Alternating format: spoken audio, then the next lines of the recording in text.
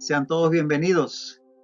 Qué bueno que podamos encontrarnos una vez más para tomar un tiempo en estos momentos para estudiar la palabra de Dios. Estamos estudiando el libro de Mateo, el Evangelio de Mateo.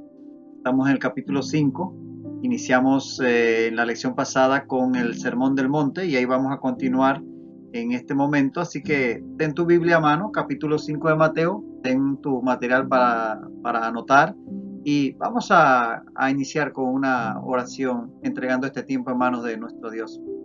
Padre, gracias por el tiempo, gracias por tu palabra, gracias por la guía de tu Espíritu Santo. Padre, que en este momento tu Espíritu nos guíe, Señor, en el estudio de tu palabra, que sea para bendición a cada quien, en el nombre de Jesús. Amén. Pues sí, estamos en el capítulo 5 de Mateo y vamos a continuar precisamente allí donde lo dejamos la última vez y vamos ya a entrar en las bienaventuranzas, en esto que se denomina el Sermón del Monte. Vamos a ver que del versículo 3 al versículo 10 del capítulo 5 se encuentran las llamadas bienaventuranzas. Son 8 que el Señor va a declarar en el Sermón del Monte y comenzar diciendo que la palabra bienaventurados que utiliza en el Evangelio, se utiliza en el Evangelio, salida de la boca del Señor Jesús. Obviamente el Señor Jesús hablaba en arameo, que es una variante es un idioma muy parecido al hebreo, pero los evangelios están escritos en griego. La palabra Macarios, que en griego significa bienaventurado, sería la traducción de un término en el original el arameo y en el hebreo, que tendría que ver con alguien que es muy dichoso, muy dichoso. De hecho, Macario significa supremamente bendecido, afortunado, bien librado. Y se traduce en diferentes contextos como bendecido, bienaventurado, dichoso, glorioso. Ahora bien, la expresión en sí nos recuerda el Salmo 1. El Salmo 1, versículo 1 dice, bienaventurado el varón que no anduvo en consejo de malos. Pero la expresión en el hebreo y en el arameo cuando se utiliza es más una exclamación, es algo así como que dijésemos, cuán bienaventurado es. No es simplemente decir bienaventurado, no, es algo exclamativo, es una expresión exclamativa que da a entender que lo que se está diciendo es algo supremamente evidente.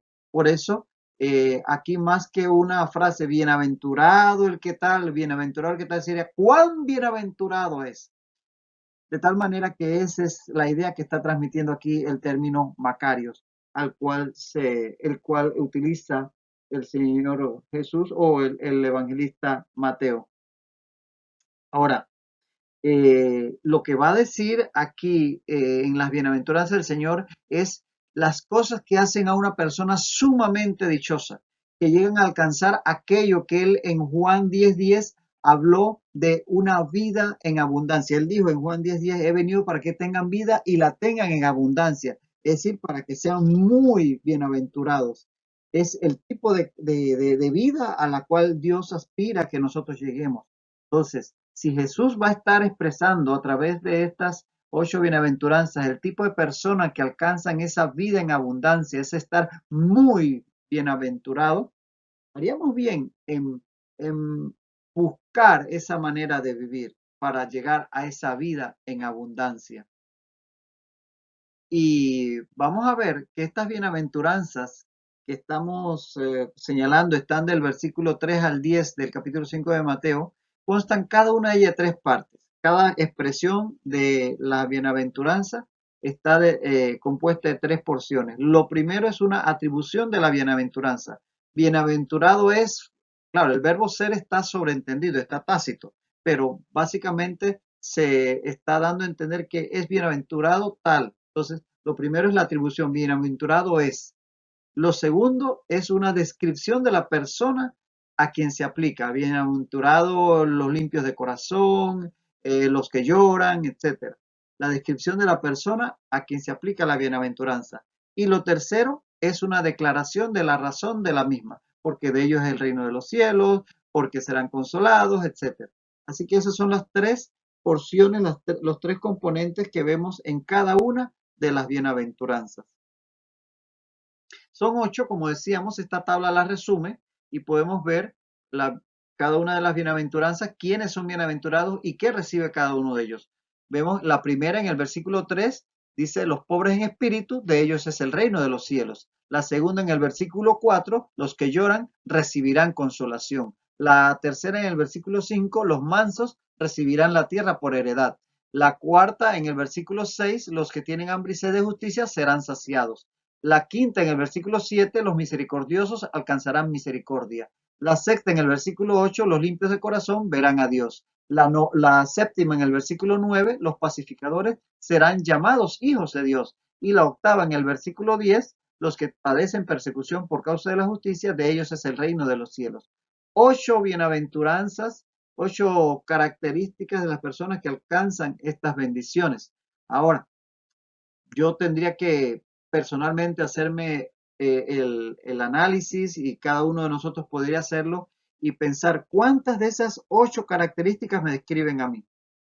¿Será que soy manso? ¿Será que soy pacificador? ¿Será que soy misericordioso? ¿O en cuál grado, qué grado de estas características se aplicarían a mí? Seríamos nosotros, cada uno, los que tendríamos que permitir que el Espíritu Santo nos guiase en ese autoanálisis. Ahora, cuando vemos estas 8 bienaventuranzas, podríamos ver una cierta progresión en el creyente desde que busca del Señor hasta que camina con Él. Por ejemplo, podríamos decir que las 4 primeras bienaventuranzas tienen que ver con las actitudes del que busca a Dios, que está en la búsqueda de Dios. Son pobres en espíritu, se consideran pobres en espíritu, lloran, son mansos y tienen hambre y sed de esa justicia que solo Cristo puede otorgar. Luego tendríamos en las siguientes 3 bienaventuranzas los valores del que ha tenido un encuentro con Dios. Son misericordiosos, limpios de corazón y pacificadores. Y la última bienaventuranza, la octava, tendría que ver con los sufrimientos del que sigue a Dios. Padecen persecución por causa de la justicia. Entonces, en este breve esquema podríamos ver una progresión en las 8 bienaventuranzas del caminar cristiano. Vamos entonces a la primera bienaventuranza, la que tenemos precisamente en el versículo 3. Dice así, bienaventurados los pobres en espíritu, porque de ellos es el reino de los cielos. Esta es la primera de las 8 bienaventuranzas. Dice, bienaventurados los pobres en espíritu. La primera bienaventuranza entonces es para estos que llama la escritura en griego tojos, pobres en espíritu. Es decir, son aquellos que reconocen su pobreza espiritual y por lo tanto su necesidad de Dios y de su salvación. Es la actitud, por ejemplo, que vemos en el salmista, en el Salmo 34:6, donde dice, este pobre clamó y le oyó Jehová y lo libró de todas sus angustias. De esa actitud de pobreza espiritual. No hablamos de los pobres físicamente, porque sí, materialmente hay gente pobre, pero son personas que no buscan a Dios. Igual, hay personas que son pudientes, pero se consideran pobres espirituales y buscan de Dios. O sea que la pobreza material no necesariamente está en consonancia con la pobreza espiritual. Aquí se habla de esa persona que reconoce su pobreza espiritual. Y el Señor busca y se acerca a estos que reconocen su pobreza espiritual. Por eso dice Isaías 66:2, miraré a aquel que es pobre y humilde de espíritu y que tiembla mi palabra. Y en Lucas 18:13 tenemos el caso del publicano, aquel que decía, Dios, sé propicio a mí, pecador. Se consideraba y aceptaba su propia pobreza espiritual. De manera tal que es esa la clase de pobreza a la cual se está refiriendo aquí el Señor. Ahora, la clave aquí es que reconocen su pobreza espiritual, porque puedo tener pobreza espiritual y no reconocerla. Entonces la clave aquí es los que reconocen su pobreza espiritual. Y es que lejos de Dios, todos estamos en bancarrota espiritual. Romanos 3:23 lo dice. que todos estamos destituidos por cuanto todos pecamos, todos estamos destituidos de la gloria de Dios. Solo que algunos lo reconocen y otros no. Por ejemplo, en la parábola del fariseo y el publicano, no, la parábola no, la narración de aquel fariseo, aquel publicano en el templo, en Lucas 18:11, vemos al fariseo diciendo, Dios, te doy gracias porque no soy como los otros hombres. Él se sentía satisfecho de que él era y tenía y hacía. Es más, en Apocalipsis 3:17, el Señor le dice a la iglesia de la Odisea, porque tú dices, yo soy rico y me he enriquecido y de ninguna cosa tengo necesidad, y no sabes que tú eres un desventurado, miserable, pobre, ciego y desnudo. Así que hay personas que sencillamente no saben o no reconocen su pobreza espiritual. Entonces son aquellos los que lo reconocen, los que alcanzan el reino de los cielos. ¿Sabe? Cuando yo acepté al Señor Jesucristo, allá por los 22 años de edad, yo tenía una vida bastante correcta, digámoslo así, humanamente hablando, pero a mí me hablaron de aceptar a Jesucristo que había muerto por mis pecados. Y en un primer momento yo tuve mi duda, pero el Espíritu Santo me persuadió, me convenció a través de su palabra en un momento dado de que yo necesitaba también de él, aunque yo no fuese el gran pecador, porque si yo no reconocía que yo sí era pecador, Jesucristo no tendría nada que ver conmigo. Eso lo vi yo a través de Mateo 9:13, que dice que Jesucristo declaró, porque no he venido a llamar a justos, sino a pecadores al arrepentimiento. Y el Espíritu Santo me persuadió a mí de que si yo me consideraba justo, el Señor Jesús no tenía nada que ver conmigo. Entonces, la clave aquí está en reconocer nuestra pobreza espiritual. Esos son los que son bienaventurados en esta instancia, los que reconocen su pobreza, porque pobres espiritualmente somos todos. La clave está en reconocerlo. ¿Qué tan pobre te consideras espiritualmente? Sabemos y entendemos que solamente es en Cristo Jesús que podemos tener algo de lo cual sentirnos satisfechos, que nosotros por nosotros mismos no podríamos realmente tener nada de qué vanagloriarnos. De eso se trata esta pobreza espiritual. Y dice que de ellos es el reino de los cielos. El reino de los cielos es un término muy particular del Evangelio de Mateo. De hecho, en los demás evangelios vamos a encontrar el término reino de Dios, pero Mateo se refiere al reino de los cielos, que básicamente es lo mismo. ¿Qué es el reino de los cielos? Es el ámbito bajo el completo gobierno de Dios, donde se hace su perfecta voluntad.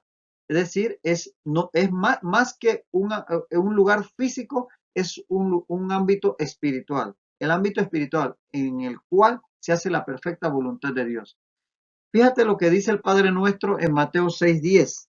Dice, venga tu reino, hágase tu voluntad, como en el cielo, así también en la tierra. Es decir, que está ligado el reino de Dios, el reino de los cielos, con hacer su voluntad, que así como se hace la perfecta voluntad de Dios en los cielos, se haga en la tierra. Entonces, más que un lugar físico, es el ámbito en donde se hace la voluntad de Dios. Si en tu corazón, gracias a la salvación en Cristo Jesús, el Espíritu Santo te guía a hacer la voluntad de Dios, en tu corazón está el reino de los cielos. De tal manera que más que un lugar físico, es un ámbito en donde se hace la voluntad de Dios. Y los que reconocen su pobreza espiritual alcanzan ese reino de los cielos. Entonces, entrar en el reino de los cielos equivaldría a ser salvos, pues estar en la plena voluntad de Dios. Y ocurre, obviamente, aquí en la tierra cuando aceptamos a Jesucristo, pero tiene una implicación para la eternidad. De manera tal que el reino de los cielos es para estos pobres que reconocen su pobreza espiritual y aceptan a Jesucristo, porque de ellos es el reino de los cielos. Entonces Jesús declara que de los pobres en espíritu es el reino de los cielos y por eso son bienaventurados. Ahora, eh, dice de ellos es, no dice de ellos será. Es decir, que ya les pertenece el reino de los cielos. Nada más que estamos todavía en esta tierra, pero ya hemos entrado al reino de los cielos al aceptar a Jesucristo, reconociendo nuestra pecaminosidad, nuestra necesidad de salvación. De tal manera que es una realidad presente, pero que tiene connotaciones hacia la eternidad. Es una entrada en el reino de los cielos que ocurre aquí en el momento que aceptamos a Jesucristo, pero que va a tener implicaciones para la eternidad. Así que para entrar al reino de los cielos, primero debemos reconocer nuestra bancarrota espiritual y nuestra necesidad de salvación. Ahora, lo interesante es que cuando reconocemos nuestra pobreza, podemos entonces llegar a ser ricos. Qué paradójico, ¿eh? Fíjate lo que dice 2 Corintios 8:9. Porque ya conocéis la gracia de nuestro Señor Jesucristo, que por amor a vosotros se hizo pobre, siendo rico, para que vosotros con su pobreza fueseis enriquecidos. ¿Ves? Con la pobreza de Jesucristo nosotros vinimos a ser ricos en el Señor. Entonces vamos ahora a la segunda bienaventuranza. Capítulo 5, versículo 4. Bienaventurados los que lloran, porque ellos recibirán consolación. Esta es la segunda de las bienaventuranzas. Ahora, los que lloran. Aquí el verbo llorar es el verbo griego penseo. Y penseo es afligirse en extremo y se refiere tanto al sentimiento como al acto de afligirse en extremo. Se traduce como triste, lamentación, lamentar, llorar, luto. Pero atención, no es cualquier llanto, cualquier lamento. Es un lamento intenso, como el que se hace, por ejemplo, por la muerte de un hijo. Imagínate cuán tremendo es esto, ¿no? No es cualquier dolor, cualquier llanto. Fíjate que en Génesis 37:34 habla de cuando Jacob recibió la noticia de que su hijo José no aparecía y que la túnica estaba llena de sangre y pensó obviamente que había muerto. Dice que entonces Jacob rasgó sus vestidos y puso cilicio sobre sus lomos y guardó luto por su hijo muchos días. Ahí la palabra luto, cuando los que tradujeron la Biblia al griego, la llamada versión de los 70, la Septuaginta, tradujeron la palabra luto del hebreo al griego, utilizaron precisamente penseo, porque penseo es un luto o un llanto, un dolor muy grande como el que se tiene por un hijo que ha muerto. Así que cuando aquí el Señor Jesucristo habla de los que lloran, no se trata de cualquier llanto porque me dejó la novia, porque quiero un celular nuevo y no me lo dan, no. Se trata de un llanto, un dolor muy grande. De ese es el que habla aquí la Escritura. Ahora, dice los que lloran. ¿Por qué lloran? Bueno, tres opciones. La primera, puede ser que lloren por el sufrimiento que hay en el mundo. Sí, hay mucha gente que llora por los niños desnutridos y sin comida, con hambre, o que lloran por las injusticias. Por el sufrimiento que hay en el mundo se puede llorar. Pero atención, hay ateos que lloran por los niños desnutridos. Hay gente que no cree en Dios y nunca van a buscar de Él y tienen buenos sentimientos en ese sentido. Así que no pensamos que sería esta la razón. La segunda opción es que se llora por el pecado de la humanidad. Y eso también es correcto que se haga, que lloremos por el pecado de los hombres, pero nadie va a arrepentirse por el pecado de otro. Así que llorar por el mal que hay en el mundo y lo que hacen los hombres de malo es correcto, pero no es de ese tipo de llanto al que se refiere aquí la escritura. La tercera opción es el llorar por haber pecado contra Dios, cuando yo siento un dolor grande en mi corazón por haberle fallado a Dios, por haber pecado contra Dios.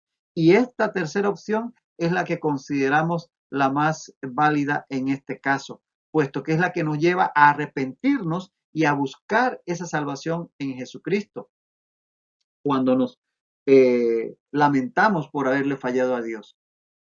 Pregunto, ¿por qué lloramos? ¿Por qué lloras tú? ¿Lloramos por cosas como pérdidas materiales o lo que más nos conmueve es haberle fallado al Señor en un momento dado? ¿O será que ya no nos conmueve aquello? En fin, cada uno de nosotros sabemos por qué lloramos, pero ojalá que pudiésemos tener un dolor genuino, un dolor intenso, cuando por algún motivo fallamos al Señor. Ese es el dolor, el llanto, el que va a ser consolado. 2 Corintios 7:10 habla de dos tipos de tristeza. Dice, porque la tristeza que según Dios produce arrepentimiento para salvación. De esta es la que estamos hablando aquí. Dice de que no hay que arrepentirse, pero la tristeza del mundo produce muerte. Porque cuando tienes una gran pérdida económica, cuando te deja tu novia, tu novio, esa tristeza puede llevarte inclusive al suicidio. O sea que esa tristeza no produce salvación, produce depresión, incluso puede producir ideas suicidas. Pero la tristeza que es según Dios, esa tristeza que te hace arrepentirte de tus pecados, es la que te lleva a buscar de Dios para salvación. Entonces es esa la tristeza que hace llorar a estas personas que Jesucristo llama bienaventurados en este momento.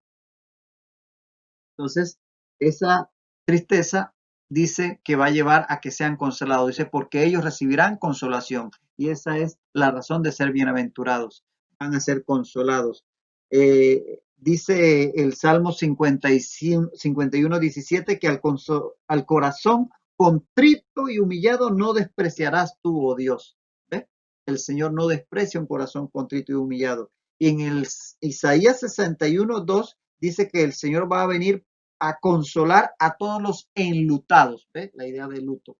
Los que tienen el alma enlutada por el dolor, por el pecado que han cometido, esos el Señor se arrepienten y el Señor los viene a consolar. Y Apocalipsis 21, 4 dice que enjugará Dios toda lágrima de los ojos de ellos. De manera tal que el Señor, aquel que está arrepentido y que ese dolor lo lleva a arrepentirse, es consolado. Ellos recibirán consolación. A eso se refiere esta bienaventuranza. Bueno, ahora llegamos a la tercera bienaventuranza, que está en Mateo capítulo 5, versículo 5. Aquí dice, bienaventurados los mansos, porque ellos recibirán la tierra por heredad. La palabra mansos que utiliza Reina Valera 60, en versiones como Dios habla hoy, Nueva Versión Internacional, Nueva Traducción Viviente, Biblia, Lenguaje Actual, utiliza el término humildes, humildes en lugar de mansos. Pero es que realmente esta tercera bienaventuranza habla de las personas que tienen ese carácter, que en griego se dice praus, que es apacible, pacífico, humilde. Ese es el término praus. La idea de este término en griego, los griegos siempre buscaban el término medio. Para ellos la virtud estaba en encontrar el equilibrio entre los extremos. Según Aristóteles, praus es el término medio entre la ira excesiva y la falta total de ira, es decir, el término medio, es decir, un punto de equilibrio. Y para los griegos era lo opuesto a la altivez de corazón, lo que ellos llamaban iselocardía. De tal manera que el praus, el manso, tiene que ver con una persona equilibrada.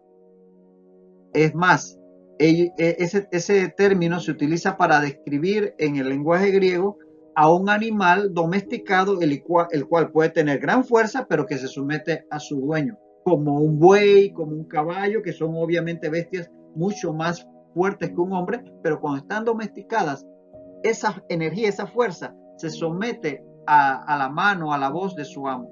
Esta es la idea de praus. No es no tener fuerza, no es ser débil, no es ser pusilánime, es ser sencillamente una persona que sabe controlar su fuerza. A eso se refiere el término praus. Eso está más o menos relacionado con la templanza o el dominio propio, más o menos, porque es la capacidad de controlarse. Y eso es como dice el Proverbio 16:32. El Proverbio 16:32 dice, mejor es el que tarda en airarse que el fuerte, y el que se enseñorea de su espíritu que el que toma una ciudad. Es decir, mejor es el que es capaz de conquistarse a sí mismo que el que conquista una ciudad. Eso es dominio propio. Esos son los mansos. A eso es lo que se refiere este término praus. Para ilustrarlo, tengo aquí el caso de Milo de Crotona y la ciruela madura. Este era un gran luchador que de hecho ganó 6 veces los Juegos Olímpicos en la antigua Grecia. Era tan fuerte que dice que podía tener una ciruela madura, jugosa, en su mano cerrada, tan fuertemente que nadie le podía abrir la mano. Pero con tanta delicadeza que cuando la abría, la ciruela estaba intacta sin haber derramado ni una gota de su jugo. Es decir, que tenía mucha fuerza, pero tenía la capacidad de controlarla. Ese es el caso de Milo de Crotona y de esto ilustra lo que es la idea de mansedumbre. Y bueno, con Milo de Crotona vamos a detenernos por hoy, puesto que el tiempo ya ha transcurrido.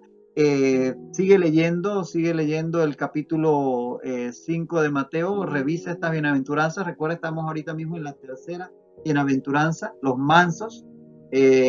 Y bueno, quisiéramos todos tener esa capacidad de tener el autocontrol, de ser mansos, como el Señor dice, y seremos bienaventurados. Hasta la próxima vez, que el Señor te bendiga rica y abundantemente.